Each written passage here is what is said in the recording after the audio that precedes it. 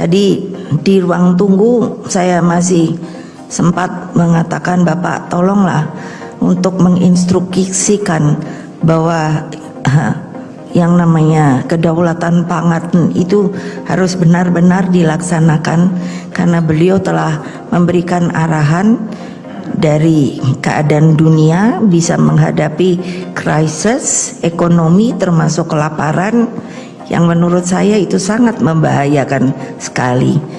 Dan beliau mengatakan tadi itu sudah berjalan mulai sekarang Ibu. Oh ya, lalu tadi bicara dengan Pak Basuki, Menteri PUPR, beliau mengatakan mengenai eceng gondok.